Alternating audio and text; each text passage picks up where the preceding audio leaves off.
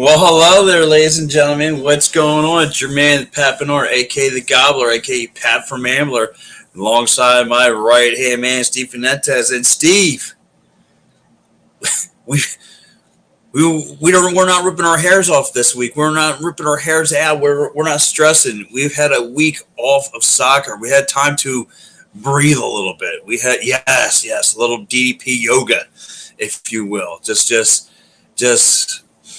breathe in, breathe out. And now, however, this Union soccer team is back on track. And however, they start by have to run a little bit of a gauntlet.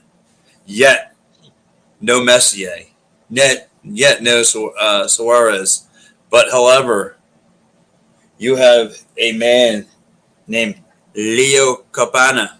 And my man can score, he can shoot, he can do it all.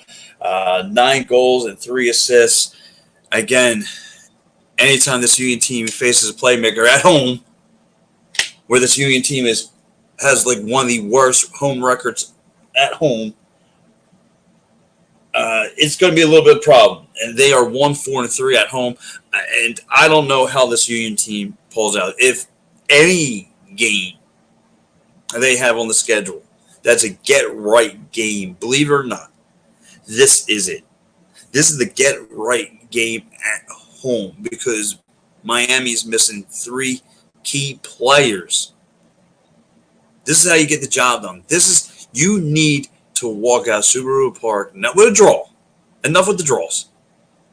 Enough with the L's. A W, please. Please. I get it. And I believe it. I know. I get it. We're going to be shorthanded as well. We're going to miss a couple key players.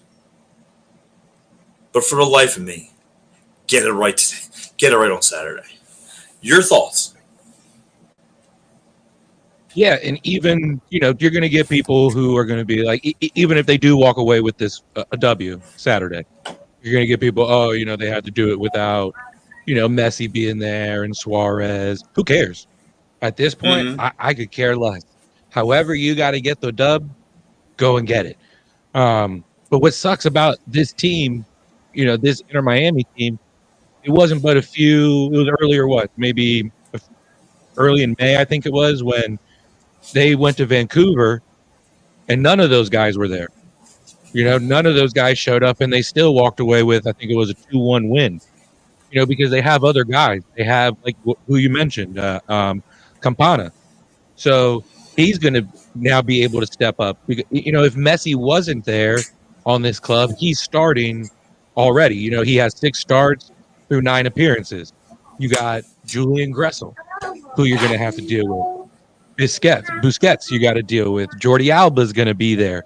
So they're so well bought. I'm not going to say built. They're well bought, right? So yeah. Even without those guys, it's nice that between Messi and Suarez, that's 24 goals that's missing that you don't have to worry about. And I think the mind game with some of the guys who are going to be out, because I imagine that Rafa is probably going to get the start in place of Gazdag. Knowing for young guys like that, knowing that Messi's not there, kind of the mental part of, ooh, I got to go up against this guy. It's not there. You're just going up against a very well constructed Miami team, a well skilled. They're still very skilled. They do give up a lot of goals. So I don't know. What do you think? Do you think Carranza is going to be available with all the rumors and stuff? Man, this is the kind of, speaking of Carranza, this is not what you want with a big match coming out like this. This is not kind of, I don't know if it's going to be what you want to call a distraction with him, with like you said, with all the rumors of him possibly being out of here come January. But listen, like you said, if there's anybody who's going to fill the void and like you said, going to step up here, Gazak's not going to be there. This is opportunity for someone to come up huge. Like you said, now you know, Yeah. and it does help you mentally. Listen, I don't have to worry about Messier. This is an opportunity for me. Like this is a conversation you have with yourself in the locker room. I don't have to worry about Messier out there. I know Miami is the team to beat, pretty much, and this is my opportunity to shine. I'm going to go out there and play my game and show the whole wide world who I am. That's the kind of opportunity and mindset you need to have walking in there. Real fast before we get into going any further, we got some comments coming up here. My man, Uncle Phil. Guys, catch him here on Edge of Philly Sports at 8 o'clock in the morning, Monday through Fridays. Listen, I know there's all sorts of radio shows you guys listen to in the morning, talking all Philly sports, but there's only one now, True King in the mornings. And he's got a beautiful, sensational beard. So check out my man, Phil Stifle. And he does a heck of a job with my man Steve here. Yes. He is the king. And does a heck of a job talking golf. So, I mean, and that's an awesome thing, again, which Steve brings a lot. Steve is like a utility belt. He's Batman. He's everything. But anyway, JD Walker, what's up, my man? What's up, buddy? Hey, JD. Come on, dude. Michael says, this team. Yeah, this team has a lot of flaws and issues, a lot of problems. And then J.D. Walker also checking you. The Pink Circus will be in town this weekend. I'm going to be in with zero expectations. Yeah, well, listen, and you should. And you're right. These fraud, out of the woodwork soccer fans won't even know that Messi is in the lineup. We'll probably still think he's in the lineup. We're going to be rocking those number 10 jerseys. Those fraud soccer fans are coming out of the woodworks just to come down there and support those pink flamingos. No, I don't need to see it. Stay home. Just like last year. This place was, they would have a nice average crowd, but to pack a house just to see Messier come through, are you kidding me? Where were you at for this team? No, you want to come see this guy play? And I get it. This is a generational piece. This is the LeBron James of soccer. Come on, man. Come on. But anyway, nonetheless, this team speaking of the Union going against Miami, Philly is now winning. Philly still owns the win over the series between the two teams. Philly, I believe what I got written down here. Philly has Philly has 4 wins, 2 draws, and 3 losses against Miami. So in the series, Philly's still up by 1. So, but however, like I said, they are going in with no Messier. They are going in with no Suarez. But listen, you and I can talk about this, but right now, my main man. He's just about everywhere. I mean, everywhere I turn as far as covering sports, he's there. And he's got to hold my hand because I get lost in the press box. He holds my hand going down to the field. He holds my hand because all I know is go to the cafeteria, and that's it. That's all I know. And he finds me there. He goes, Pat, we go here, we go there. My man's been a real, my guardian angel since I've been covering sports. And here he is. Dave Malander Jr. What's up, David? Yo, what's going on, guys? And what's up, Dave? Dave,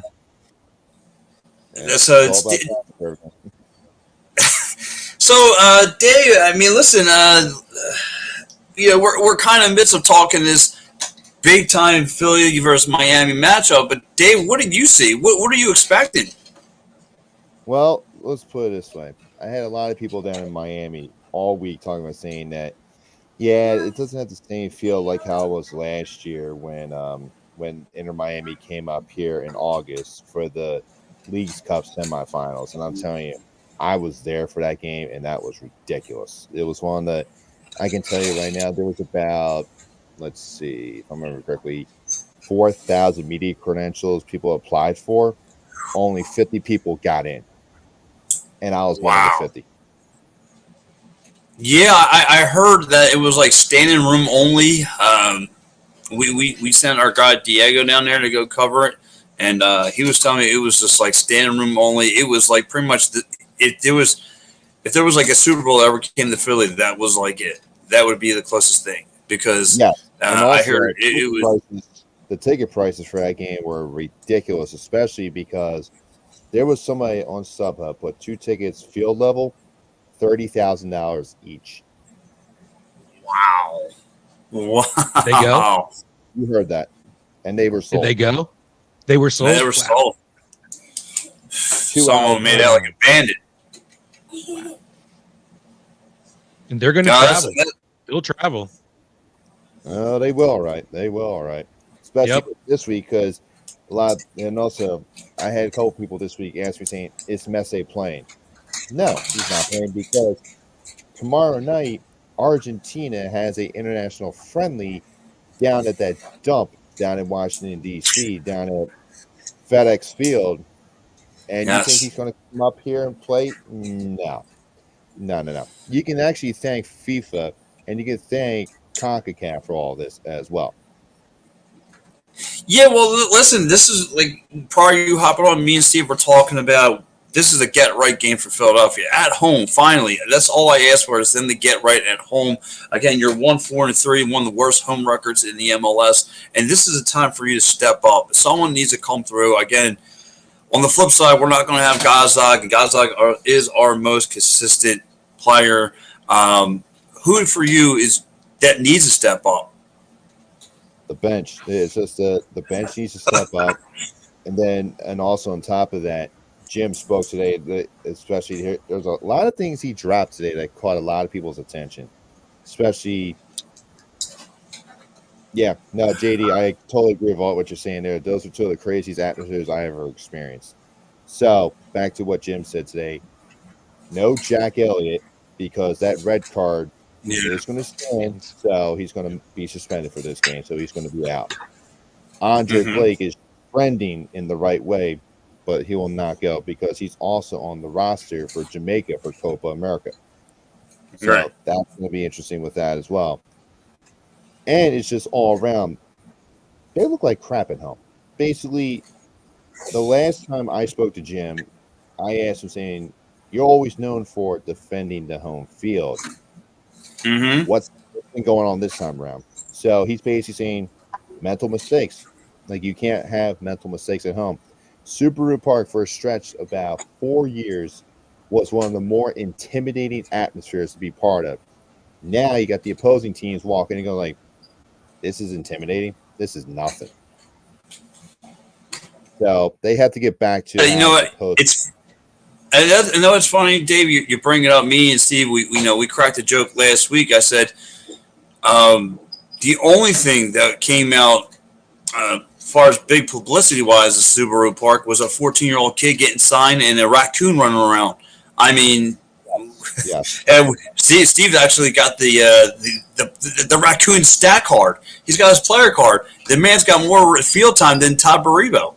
I mean, it's unreal. So, but yeah, it's a shame. Like me and Steve also talked about it too. I mean, there were days where you used to go to Subaru Park, and again, it was like the Spatch Room. You used to put fear into people, and now it's the opposing team comes in there, like you just mentioned. They come in here, they beat the snot out of the Union, and they went up just go and get a cheesesteak while they're at it. So it's what do you call it? A workation, pretty much. It's not scary anymore, like you just mentioned. Yeah, I agree. It's basically they need to get back to what made Subaru Park one of the more intimidating venues in MLS. And until they figure that out, they ain't going to figure nothing. Until they're healthy, that's going to be a big issue. And also, Jim mentioned something very intriguing today about Julian Carranza. This is where it gets interesting with him. He was basically saying that he hopes Carranza, he's saying he's fully recovered from his ankle injury, and he will be playing this weekend. Well, that's good to hear, and because you're going to need Carranza, you're going to need, like I said, you're usually your goal scoring comes from Gazdag. You've been getting a little bit more help from Uber this year than definitely from last year. Bedoya's been someone has helped here and there. But you need a consistent goal scorer, and that's been the big issue for this team, especially, like I said, on the flip side, on that defensive side. you look around, you look at Andre Blake, who's not been around. Of course, he's been dealing with injuries of his own. Now he's on an international break. So all similar to us, it's been Super Bowl. Here's another thing as well. Jim did mention that Andre Blake has not traveled with the Jamaica team yet. He is still here in Philly. He ain't going nowhere with Jamaica until he is fully 100%. And Jim made that known. He ain't going nowhere until he's 100%. So basically, with Copa America going around. Then also, when Jim mentioned about Carranza being fully healthy, he threw in there that Carranza is a union player. So, giving some indication that possibly we could see, I don't know, he could be staying long term. Who knows? It's the same situation we saw last year, if everybody remembers correctly, with Kai Wagner. Yeah. In the deal that the club, what is it, Feyenoord, how they wanted immediate, correct? The deal that they wanted to last happen now and not in the winter, correct? Yes, something like that. Who do you see the Union going and replacing Carranza if he goes to leave? And if so, are there any names out there, or do you see them using Vasquez coming up? Like I noticed he wasn't on the bench or playing for the Union 2 at all tonight. Him and Makana, they weren't available for the Union 2 tonight. Can you see those guys, or do you see those guys being a part of the club Saturday or Wednesday against Cincinnati? It could be, but also Jim mentioned a couple other things today. He said he did not confirm that either Nathan Harriel will start at center back with Jacob Glasnes. Did not confirm that. So there's a couple other things to keep an eye on this weekend with Miami coming to town.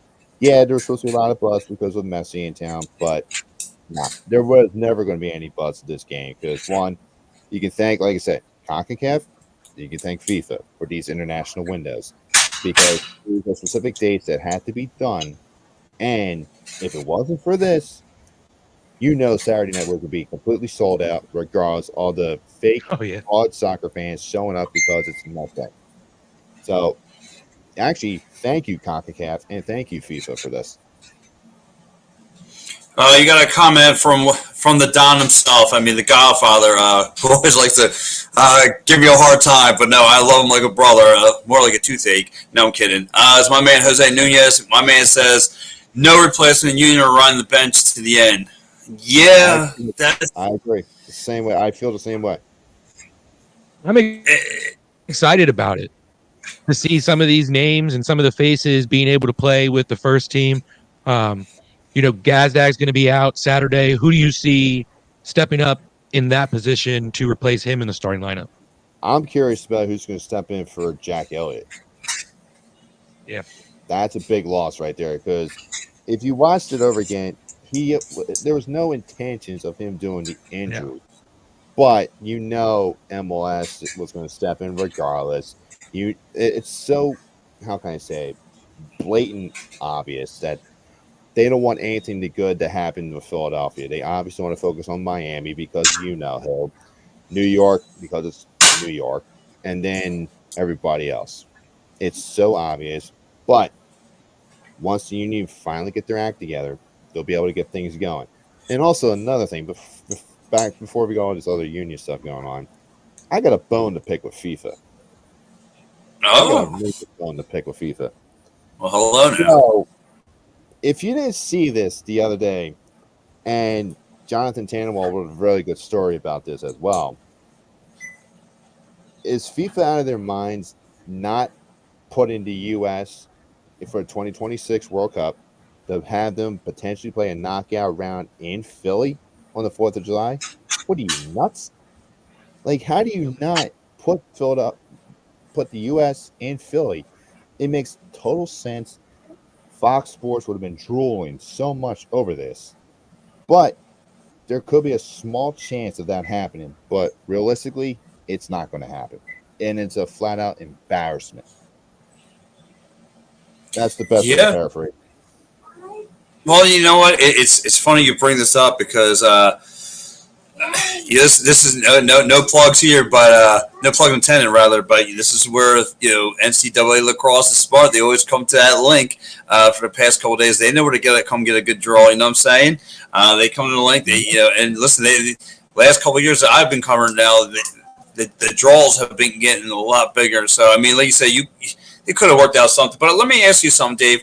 You mentioned about Elliott. It's going to be a big loss for the Philadelphia Union. But let me ask you, is it? And the only why I'm saying it is because this defense has left plenty of holes where the opposing offense. I mean, we're talking New England here. This is you talk about the bottom of the basement. This team has. I mean, luckily they don't have a playmaker, but still has found opportunities where this defense has, like I mentioned, left plenty of holes where the offense has plenty of spacing where they can unload, and it just looks like on defense we're getting cooked, we're getting outplayed. I'm looking for someone here on defense to kind of step up and come through. I mean, what's your takeaway as far as the bad defense? It's basically like how we've been seeing it all year. They're inconsistent at times, costly mistakes, and also way too much passing. It's like ridiculous. At times when I'm watching Union play, I feel like I'm watching the Flyers power play. Way too much goddamn passing, not enough shooting. It's getting ridiculous out there. And I brought this up to Jim a couple of times. He's like, you're right. There should be much passing. There should be just shots on goal because you can clearly hear it some nights. It'll be like, shoot the goddamn ball regardless. So it's just right now, let's put it this way. They need to get their act together. Like defensively, it looks terrible. It's just, what more can you say? That's the best way to explain it. Yeah, another place too where they're hurting on defense is the midfield, and Martinez isn't going to be available, so it's going to be Flack starting. He's been starting, but he's going to be the primary guy there, and Jose's mentioned it there. And surprisingly, side note on Martinez, how about him having the 19th best-selling jersey in MLS all throughout the league? I was shocked to see that he's the Union's highest-selling jersey, but not having him in the midfield because there was games earlier on in the season where you could tell mental silly mistakes, but these last few matches, him coming off the bench, he's really looked like he's turned a corner. So who do you see filling in his place? I know McGlynn's going to be available with Flack, but is this a Bedoya match where you see him going 90 minutes, unfortunately? I could definitely see that happening as well, especially with McGlynn right now is under consideration for the Olympic team. So we still got that to play in as well. So you got the Euros, you got Copa America, and the Olympics. So for the next 3 months, it's going to be rough for the Union. Now the question is, they should, and also, you kind of forgot about the Leagues Cup too. You got the Leagues Cup still coming to play as well. So we'll see what they're going to do. It's going to be a long summer. Oh, trust me. And you thought last summer was long? You haven't seen nothing yet. You haven't seen nothing yet. So Dave, this is a weird dynamic, but the hard question might have to come to Jim. You're one, like I mentioned, you're 1-4-3, one of the worst home records in the league. Now, the last time I asked a certain coach in this town this, my man started crying at the podium. As one Paul Day, because I said the same thing to Paul Day. I said to Paul Day, I said, what's the difference between home and on the road? Because the Union on the road they're undefeated. They are undefeated on the road. So, again, is there some kind of pressure playing here? Is the talent just feeling under pressure? Like they have to get the job done and it's just way too much? I mean, and listen, it went viral. I mean, I asked the coach, I asked Paul Day what happened. My man started busting up tears and saying, how much he loves the Talent City. And then all of a sudden, not too long after that, he kind of stepped down from being the head coach. And now he's just going to be the general manager. So I wonder if Jim feels a little under pressure that his team is not performing in front of this blue collar, hard nosed town. I mean, you see it, everyone knows it. Listen, it X amount. You got to pay for your parking and then you come out to a flat. Let's call it what it is, a flat team. Not like you said, the offense is predictable. It's like you said, pass, trying to find the creators, blah blah blah blah, because they don't have a score. That's why and then it's defense leaving, like I mentioned, leaving so many holes. Guys and the opposing defense just taking liberties. So I mean, like I said, if there's any bright spot, Albert Silva has been serviceable. I will give him a B for being between the pipes with that sloppy defense that has in front of him. But I mean, other than that, I mean, I really can't give where I feel good about this team. Yeah, well, like you answered all the questions there. I've answered some questions regarding this. Basically, it's too soon to say time to shake it up. It's way too soon because we're already 2 years removed from the Union being in the MLS final. If it wasn't for the penalty kick slip, who knows what could have been? Think about that. Because there was a stretch the Union were so terrible in penalty kicks. Then in the Leagues Cup last year, the Union actually won 3 games by penalty kicks. Who the hell saw that coming? The answer is nobody. And you're right. Yeah, because like I said, watching the Union on offense, it looks like way too much damn passing. Is it time to shake up the coaching staff on the offensive side? Think about that, because honestly, like we just saw with the Philadelphia Wings, what they did. But the Union are lucky right now that they're on the back burner right now because all the attention is on the Phillies right now. And also because some, how can I say it, lame duck answer that Jalen Hurts gave the other day. So now those two are getting more of the attention right now. The other dumpster mess that is the Sixers, who cares about them right now? Nobody really cares. Right. The Flyers, we're not there yet with them. The Union are lucky to be on the back burner right now. So this is their time to go under the radar and make some noise. You're right, though. In the same, though, but like you just mentioned, they were 2 years from being the champions, the world champions of MLS. 2 years. 2 years ago, right? So you're you still have people's eye about this team. The problem, though, is I'm starting to think, because I hear Jim say this a lot, oh, this guy stepped up and said something. This guy, because 9 times out of 10 now, this has been going on since the tail end of last season. I noticed this team only shows up for one half of soccer. The other half, I don't know where they're at. I don't know if they're still mentally they're still getting to the stadium. I don't know if these guys are usually waking up late. I don't know, but I noticed they only show up for one half of soccer. So, and then like I've heard them a couple times, hey, Carranza said something, and so why? To me, when you're telling me these kind of things, I'm starting to believe in myself. Your message is starting to be lost, my friend. Your message is growing stale. Your message is no longer getting to the players. I mean, like I said, you're 4-4-8 right now. I mean, and at home, it's not. Nothing's going on. So, to me, I don't know what's going on with this team. I don't know if it's like I said, maybe they're on the road and maybe they're bonding and going out to restaurants late at night. They're hanging out, and then they get to a work zone, and at home it's just kind of, they're kind of laid back and they're not as focused. I don't know. I'm not down with that team, but all I'm just saying, what the picture being painted to me is that with this team, when they're at home or whatever, that I'm starting to believe the coach's message is being lost somewhere. Well, and by the way, CTH has chimed into this show. CTH says it's time to fire Curran. Thank you, CTH. And I don't know about that, but I mean that's a bold move. Get it, Dave. No. We're not there yet. We're not there yet. No. The only way we're trending to say, I don't know, bye-bye to Jim, who's going to take over?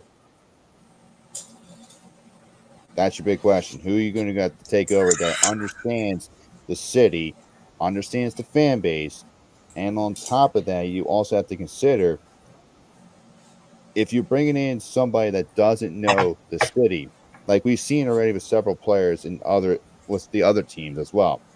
Like if you're coming from a small market going into a hardcore East Coast city, you don't know what you're walking into. And that's why a lot of people are saying, did the Carson Wentz experience with the Eagles fail because he came from a small market? Maybe, maybe not. But maybe it did. But honestly, I think it did, partially because he was the big guy in a small market, comes into a big city. I didn't think he could handle it, to be honest. I think if this team doesn't make it the playoffs, that's when you really will start to see the curtain really, really hot seat. And I personally think that a lot of the fan base is going to turn to the first person is Marlon LeBlanc from the Union 2, who they're just going to ask for that because of the success that they have in the farm system and in the academy, the development that they have, the way he is able to coach those players. And let's be honest, half of that roster could be the guys who he just had playing from the Union 2. So I think that'll be the first name that the fan base and people kind of turn to if it gets to that point with Curtin. And here's something that a lot of people are keeping under the radar, which I didn't lose sight of this at all. Last year, when USA Soccer decided to bring Greg Burkhalter back, Jim Curtin was never mentioned to be brought in for an interview for that position. So he felt like he got slighted over. The fact is they wanted Greg Burkhalter, which, okay, I get it. I totally get it. His assistant, BJ Callahan, did really damn well. Apparently now he's going to go sign with Nashville, apparently. So maybe Jim is starting to feel like maybe he should have been interviewed for the U.S. national team job, and they overlooked him. Who knows? Maybe that's still in the back of his head. But he knows, for someone that played here, played at Villanova, he knows what the city wants. It's time to get it done. That's the best way to explain it. You're right. Jim Curtin knows the city, knows, again, you mentioned he played for Villanova and all that stuff. Very interesting conversation. Guys, if you're just checking out the show, I know we're a little bit more than a half hour in. Guys, we are joined by my right-hand man, like I said, my man Dave Mulata Jr. Again, guys, follow him on Sports Report, for Philly, Sports Talk Philly. Does a great job. I mean, he's everywhere when it comes to this town. I mean, you go to a sporting event, you look in the press box, he's there everywhere. So, guys, let's take a quick commercial break. We'll come right back. If you get hurt at work, in a motor vehicle accident, personal injury, or affected by criminal law, you call David R. Cherry of the Cherry Firm. Cherry Law Firm is here to fight for you and get what you deserve. Cherry Injury Law is a dedicated, well-established personal injury law firm built on the promise of aiding the seriously injured throughout the state of Pennsylvania. If you have been seriously injured in the state of PA by the negligence of another, and if you have questions for a Westchester or media personal injury attorney, please don't hesitate to call. Call 610-565-0300 or go to cherryinjurylaw.com. Let David R. Cherry fight for your right. And again, that number is 610-565-0300 or go to cherryinjurylaw.com. All right, we got one more commercial. When you're staying local and you want to watch a great game or just hang out with some great people, go to Dolan's Bar at 24 East Sellers Ave in Ridley Park, right off I-95 south of the Philadelphia airport. For over 65 years, Dolan's has thrived because of one reason: the amazing people of Philadelphia. Great music, great times, memorabilia, giveaways, great drinks, and great food. You never know when a former Philly sports icon walks through that door. You go to Dolan's at 24 East Sellers Ave, Ridley Park in the 19078. Tell PJ that EOP sent you. Go to dolansbar.com or follow them on Twitter, Facebook, Instagram, or TikTok. All right, guys. Oh, sorry about that. So like I said, this team, though, again, we're back to square one. A lot more questions and answers. What are they? Who are they? And I feel like sometimes, like, again, with with all these international breaks, all that stuff, I feel like this team is just. I feel like Jim is like dealing with the 76ers. With you don't know, when they have Joel Embiid, that he doesn't know when he's going to be healthy, and then you have Nick Nurse saying, "Here, and let's go with Plan A," and then just play B at the last second. So again, he has a station wagon. Everyone thinks he's just going to turn to a Lamborghini overnight with the inconsistency of a lineup every night. So that's what hurts this team. And but like I said, last season, I felt bad for this team because they were getting a lot of heavy duty. A lot of they're playing at least twice a week, but now they're playing once a week. So there's really no excuses why they're coming up with so many draws and all that stuff. So and that's a conversation me and Bedoya had last year. I've asked him. I said, "Is it is the schedule too heavy for you guys playing twice a week?" And he admitted it. Like he said, this is it's traveling and all that stuff. It starts to take a toll on this team. So, but now you're playing once a week and you should be just fine. And it's just, I don't know, man. It's sometimes, people question whether he should come off the bench, whether he should start. And I see Jim fluctuate that a lot about him starting and coming off the bench. And to me, he's better. He's just way better off the bench. He's that spark that you need coming off the bench. He's that mouthpiece. He kind of gets the guys going. Being the veteran guy and all that stuff. What's your take right now on him as well, Dave? Honestly, he should be starting because you're the captain of the team. Really? You should be on there from the start, setting the pace right away. Last year, there's a lot of uncertainty. Would he be coming back? And yes, I was there when you asked that question to Bedoya. I remember you asking that to him. So he's right. Last year was a first for MLS with all those games they played with that in-season tournament, which at first everybody thought it was stupid and why the hell they're doing it. But honestly, it turned out to be a financial success with that tournament last year. And now you saw the NBA did try to do that as well. And the NBA version was garbage. It was Yes. So now, year 2 of the Leagues Cup. Can they build off the drama that they had last year with Nashville and Inter Miami for the title? That was some great drama. Philly and Miami, that semifinal was absolutely great. Then on top of that, you also had the Union, their 3 dramatic wins in the Leagues Cup last year. Can they build off of it? That's the main thing. Yeah, and can they build off it? And I don't know. I mean, like I said, this team is I feel like this team is stuck between a hard and rock place. I mean, the record is what they said they are. I mean, the only time they showed me a good confidence win was against New England out there in New England again. But that was against a bottom feeder team where, like I said, they were getting plenty of scoring opportunities. I mean, was it late March? This team was looking like they're back in their ways of playing against that Minnesota team. But then again, they kind of bottom out. Yeah, no, that's totally true. Because honestly, the last game I did was that game against Minnesota back in March. So I don't know. I don't know. This team's very how can I say it? Are they starting to trend like how the Philadelphia Eagles looked at the last 6 games of last season? I don't think so. But is it too soon to think that? Probably not. So wait, so you mean to tell me that the last game that you were in the press box at home, they won, and you haven't covered a game since? So it sounds like you need to get back in the press box for a home game so that they can win when they can get back on the winning track. There's another thing that's also causing a curse right now, and Jose and JD can back me on this as well. Union Yards. Ever since they opened that up, they have not won at home.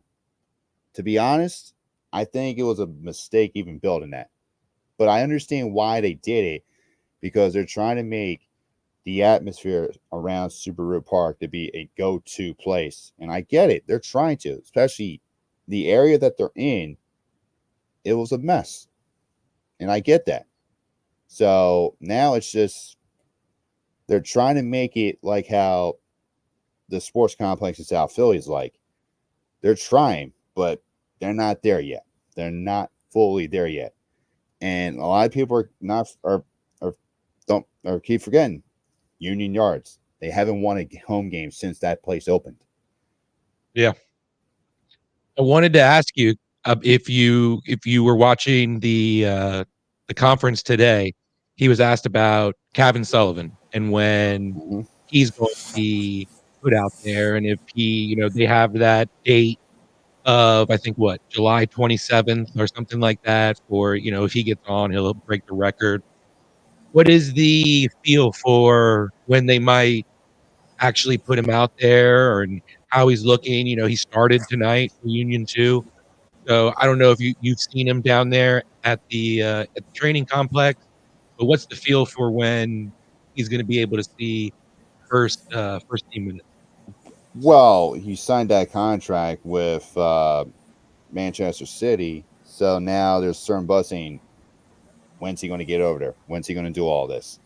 So, honestly, this is the best time to do it. Yeah. You know what? To be honest, I won't be surprised if you see him even on the bench Saturday night. Honestly, that's what I think.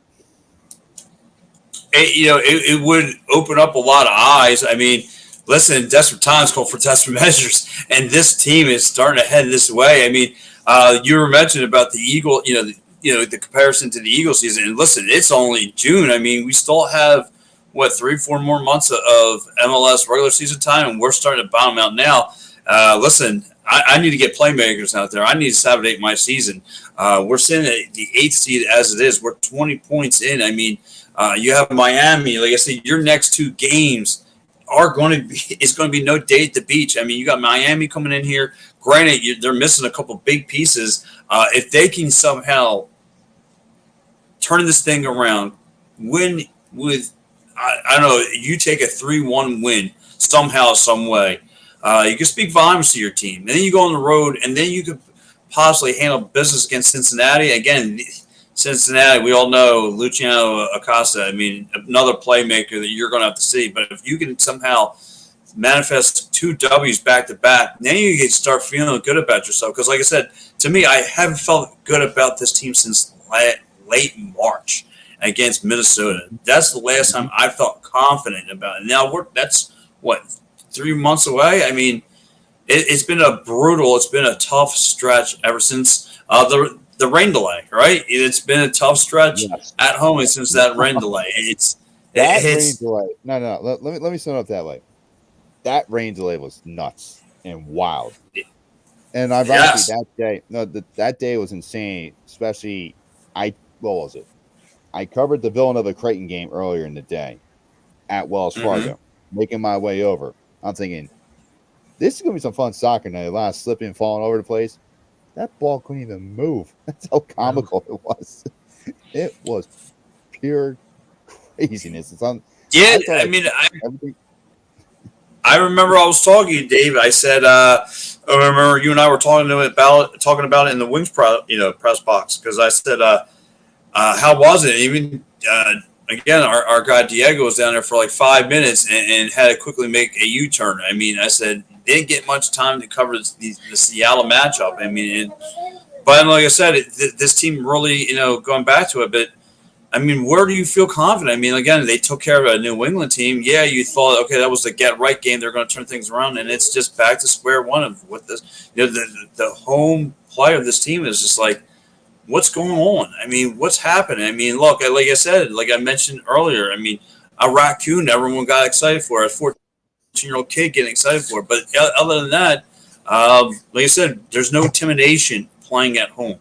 You're not striking fear. You're not making this a scary place. This ain't the Spectrum like it was like 2 years ago. Now you're right about that, especially right now. They need to figure out what the hell is going on right now, especially they need to get back to defending the home field. In the last couple press conferences I've been on with Jim, and I've asked him about defending the home field, and he stresses, you got to defend the home field. The fans are getting fed up with it. It's either put up or shut up time. It's the best way to explain it. draws at home feel like losses. The draws away, they feel like wins, and that's fine. But then when you come back home and you then do the same thing, it's a 8-4 record. It just is their performances at home almost eliminate what they've done on the road. And that's my biggest takeaway of it is if you're able to get just 2 of those draws to be wins, you're looking at a completely different scenario. But you look at the state of this club with the rumors around Carranza, players away, they're not going out to spend on somebody.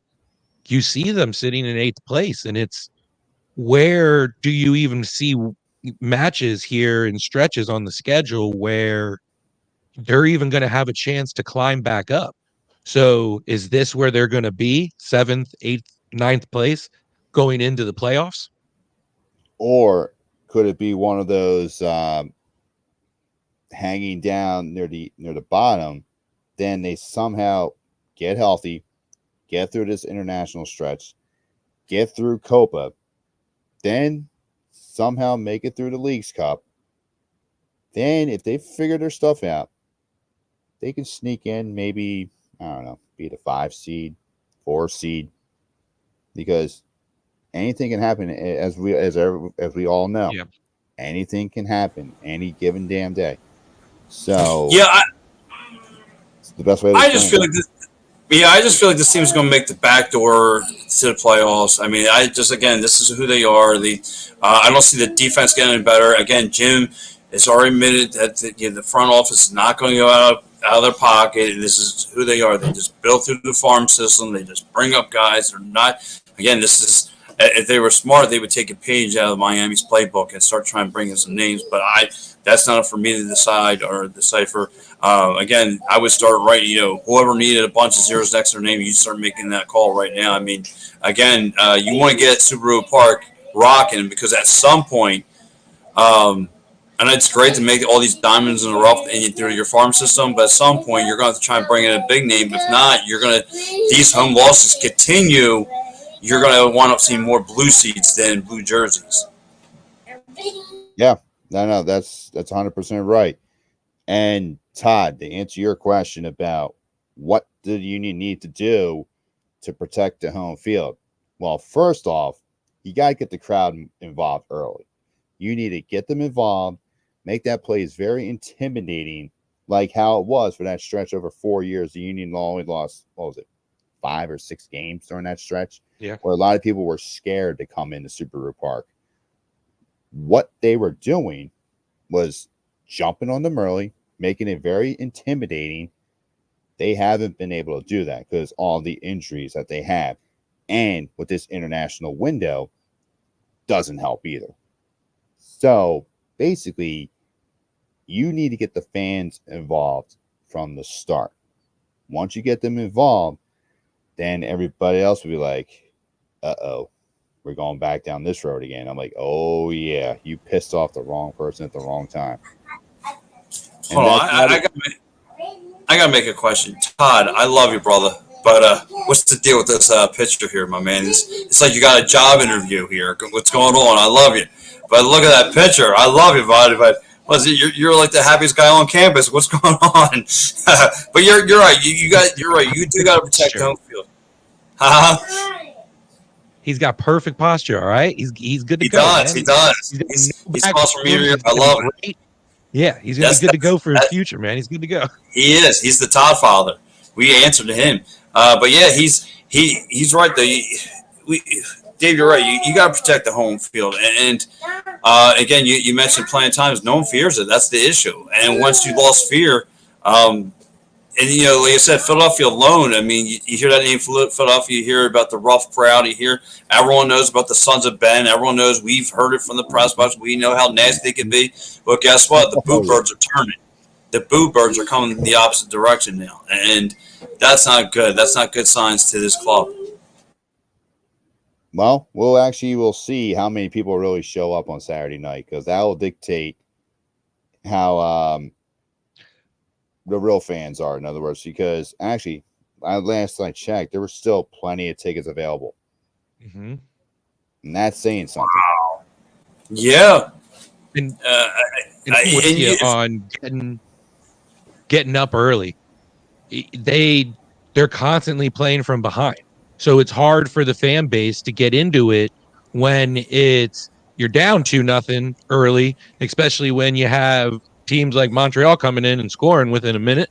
So it's embarrassing. So it's, if you can get up early, but what they were so good at then was the defense was then able to hold that 1-0 lead or hold that 2-1 lead where you felt confident, to where this season, it's in and out of backs of Elliott and Lowe, or who's available between Glesnes and them. And now the midfield of, Flack was out. Now Jose Martinez isn't going to be in. So it's like, who in the defense then is there to hold on to a lead if they do get up? Well, Jim even said it after the game on June 1st. He even said our home record is unacceptable. Obviously, that's embarrassing from the start. And also, he said it does not feel good. Also, having self-inflicted wounds doesn't help either. Yeah. They're making a lot of dumb mental mistakes. You can't have that. And you get burned early, and you look terrible the rest of the night. It's so obvious. And we saw that against Inter Miami in the League's Cup. You saw the fans were out of it from the start. Even when Messi scored, they were out of it. Yeah, but that's the problem, though. I mean, and I'm glad Jim has addressed it. As far as listen, it doesn't take a rocket science to figure out what your issues are. The problem is it's not being addressed. And it sounds like a broken record coming from that guy. And, the defense leaving holes. You guys are getting pass happy instead of shoot happy at the net. You don't have a consistent shooter. I mean, listen, again, it stinks. It stinks. Also, here's something else. The last couple of years, the Union have not taken advantage of their draft picks. You guys are saying, why draft any of these college stars?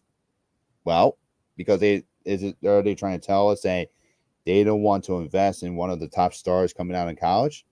Is that what they're trying to say? Or would they rather just develop their own homegrown talent? I get understanding developing the homegrown. That makes a lot of sense, because half of them are going to be future stars for the national team, as we saw with Mark McKenzie, Paxton Aronson, Jack McGlynn, Nathan Harrell.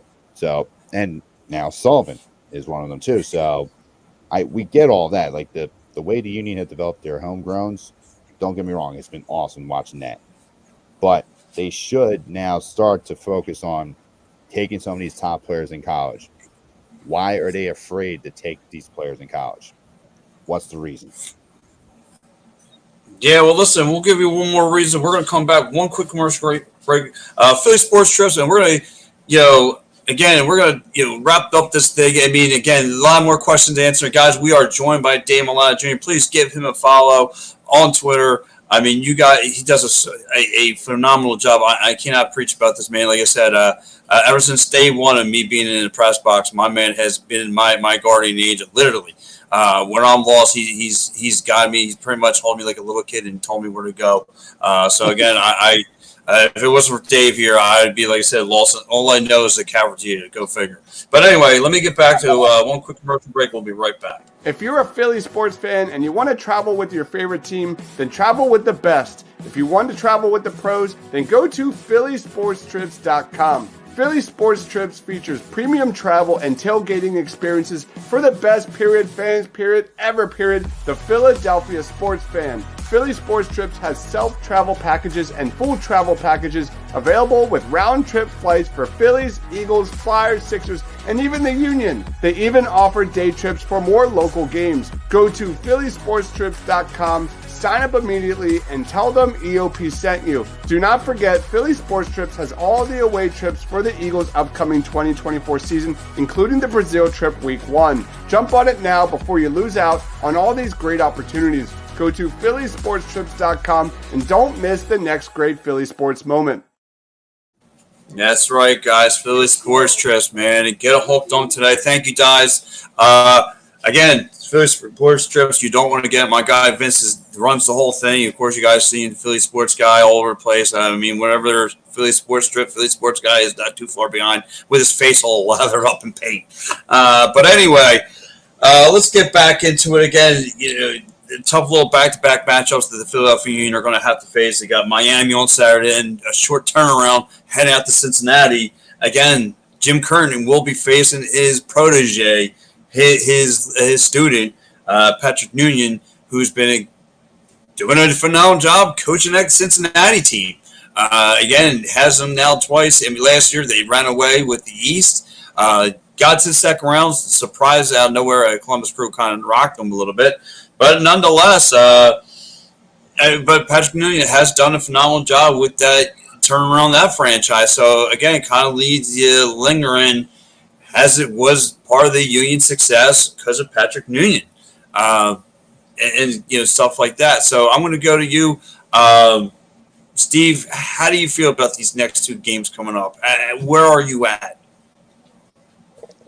Thank God they had a bye week before going into these two matches, because it's like, what a 1-2 punch to be going up against. Cincinnati, you got Acosta, you know, you mentioned him earlier on in the show. He's playing like an MVP.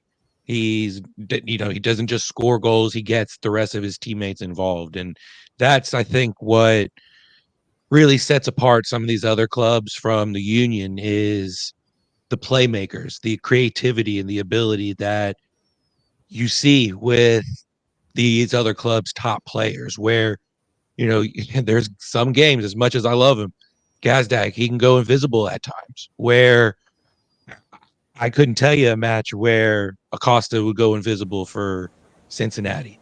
And those are the moments where it's like, man, the consistency, where, like what you said, you know, and so it's hard when you have back-to-back matches like this. And the one thing that we can hold our heads up high about is we're undefeated on the road. So that's one strength that the Union have going into Cincinnati. They're probably going to be without Miles Robinson, of course, because of Team USA.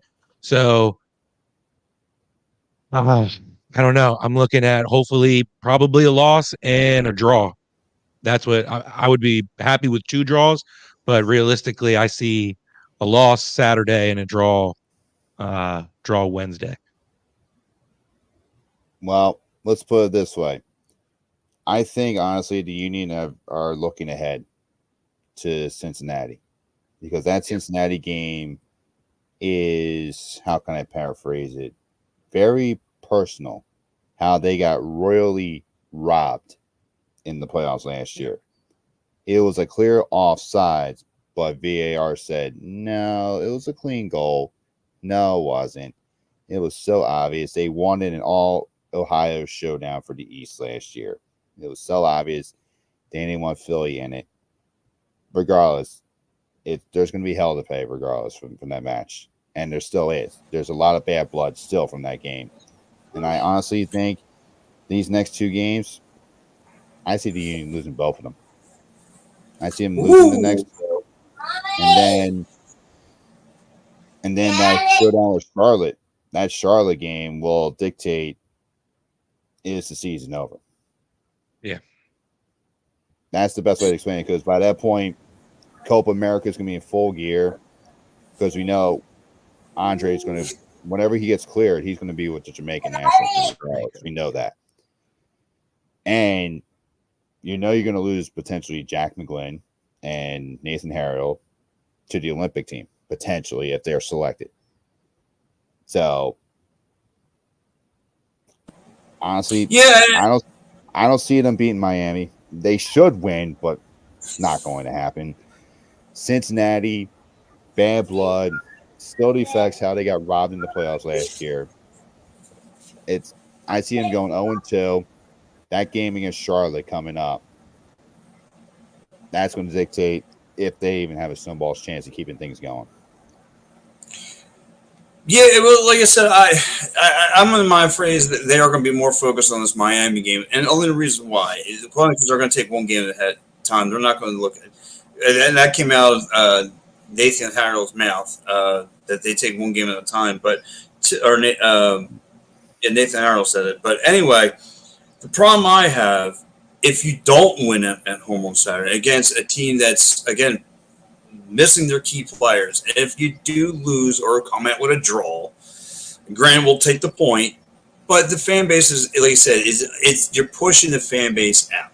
And like I said, at some point, it goes from blue jerseys to blue seats, or now in this case, nothing but pink jerseys. All you're going to see on Saturday, and that's going to be not. It's something you don't want to see, but we all have that feeling that's what you're going to see. But anyway. You have that, and then you go on the road, and then again you're playing against a tough team. And like you said, this team plays with a different attitude on the road, a different kind of swag. I mean, they're more aggressive. That's all fun and dandy, but they have to take care of business at home first and build confidence in this team, because I feel like the confidence on this team there is none. I feel like it's flat right now. So it's going to be curious to see how this team gets through, but. Saturday's predictions. Dave, I'll go to you first. What's the final score predictions? 2-0 Miami. 2-0. Steve? 3-1 Miami. I'm gonna know what, I'll be optimistic. I'll be that guy. I'm gonna be the sacrificial lamb here. I'm gonna go opposite. 2-1 Philly. How about that? I'll be Write that down. Yes. Write that down. Yes, write it down. Take it to Vegas. But yeah. Anyway, Dave, final thoughts, plugs for and where people can find you. Well, you can follow me over at sportstalkphilly.com. I got a couple of things coming up, especially you may see me this weekend with the there's another team in town that's going to be playing. It's called the Water Dogs. The Philadelphia Water Dogs are in town this weekend for their home debut over at Villanova University. My third home, basically, with them. Mm-hmm. And then July 13th, you'll potentially could see me ringside for the Jaron Ennis fight. That's going to be at the Wells Fargo Center. Not on pay-per-view. That will be exclusive to DAZN, the number one streaming service for boxing right now, since there's a lot of big fights going on right now. Yeah, July 13th. Right now, they've sold about roughly 15,000 tickets for that fight already. Wow! And nice. did I mention Jaron Ennis is undefeated, the reigning IBF welterweight champion, first title defense in his hometown of Philadelphia, and on top of that, this will be the second ever boxing match to be held inside the Wells Fargo Center. Wow, that's crazy. That awesome, listen, man. That's good work. That's good work by you. Again, guys, Dave Milano Jr., I mean, like I said, great guy. Guys, give him a follow. Listen, there's no one breaks Philadelphia sports like my man Dave Milano Jr. I mean, this guy, he's on it. He's on his A game, and he does a great job. Guys, follow all of his articles, network, all of his blogs. He does a great job. Give all of his stuff. Follow him, man. David, thank you so much. And Steve, final plugs, thoughts, where can people find you? What's happening? At Twitter, X, at SoldierSteve247, and then my union articles on the Edge of Philly website. And then I do believe this Tuesday I'll be on with Phil doing trending in the AM. And and then Thursdays, like always, with you doing the attack and third. So looking forward to it. And a little golf action from you. Yeah, and also the other day I got done talking to Danny Garcia as this Saturday night he'll be promoting his first boxing card as a promoter, which will be down at Boardwalk Hall in AC. And it's loaded with Phil on it. Headlined by undefeated heavyweight Sonny the Bronco Canto, who is, I believe, 12-0. Nice. Sonny Canto also is under the training camp of somebody named, you may have heard of him, Tyson Fury. Oh, snaps! Get some Tyson Fury action. Mm-hmm. Okay. Okay. Undefeated. He's 12-0, and the fight's at Boardwalk Hall in AC. And Danny also told me his first card for Philadelphia is going to be a quick turnaround. He's looking at July 20th to have it. Oh wow. All right. And Well, listen, guys. I also got some word about something else as well. It's something to keep an eye on. There's talks about a potential celebrity boxing match coming to Delco in September. Nice. I've been told right now it's going to be headlined by former world champion Shane Mosley. Oh wow. Wow. Damon Feldman put up another celebrity boxing. I love it. That's awesome. I love David Feldman. He's a great guy. Me and him go way back. I have a funny story with him. But anyway, listen, guys, I'm Pat Bernard. You guys can follow me on X as Pat from Ambler.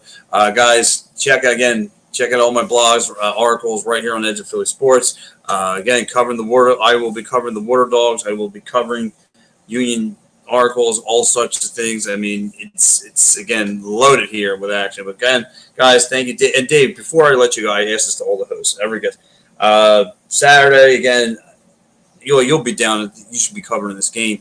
If you had a preferred meal of the day, what would it be? Are we talking about in the press box, or we're talking? Or no, just a meal of mine. What do you have? My best bet will probably be. Damn, you got me a good one here. Hold on. I would probably say.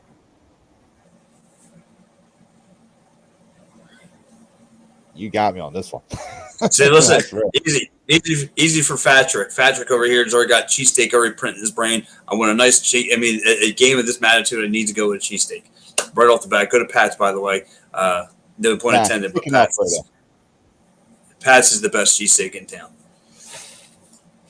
Yeah, I would go chicken Alfredo then. Woo! There you go.